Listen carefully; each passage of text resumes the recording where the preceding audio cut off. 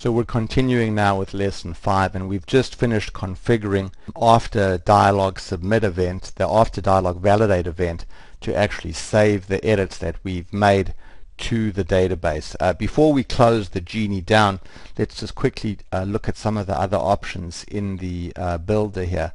In particular, the options shown here for geography fields are very powerful because on a mobile device you have access to the device's current location, and you may want to store in the record that you're currently editing the current location, that would be the latitude and the longitude of the mobile device at the time you made the edit, so that you know exactly where the user was at the time they made the edit.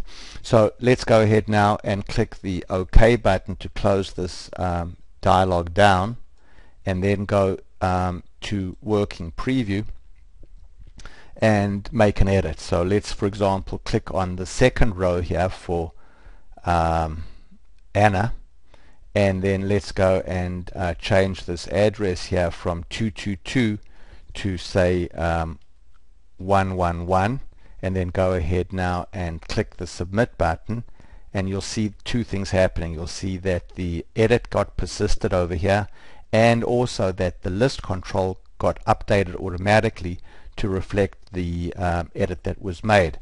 If I click off that row, for example, click on the first row and then come back to the second row, you can see that the edit in fact was made permanently, because the record now displays the new data.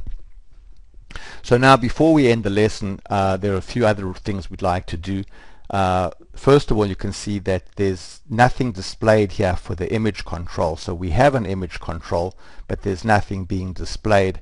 And secondly, there's always the possibility that when you make an edit, there's going to be some error that the server reports back to you, and we'd like to make sure that we have control over where that error is going to be displayed, because in a mobile application you need to be very careful about making sure that the errors that are displayed on the current panel, which is in view, and not some other panel that is not currently in view.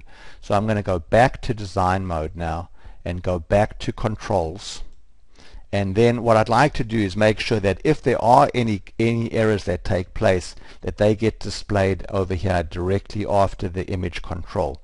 So in order to do that, I'm going to go to other controls. So in the toolbox on the left hand side you'll see other controls, and then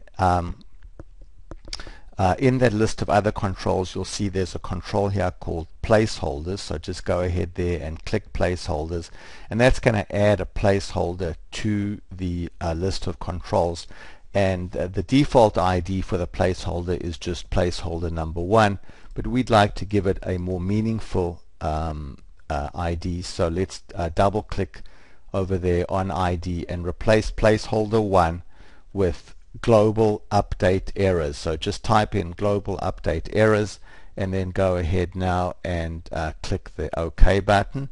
Now that we've done that, let's go and configure the submit event to use this placeholder for any global errors that take place. So when we go back now to our server-side events, and then in the after dialog event, just click anywhere inside the execute server-side action code, then click on action scripting and then edit action, and you'll see that there's a property here called global errors placeholders. So click the smart field, the drop down, and then select the placeholder that we previously placed on the component. So there's nothing to actually see at this point because we don't have any errors, but if we did have any error, it would display right now above the image. Now we can't see the image right now because there are no images in this database yet, but we do want to configure the database to show an image if there's no image in the record. So let's pause now and pick this up in the next video.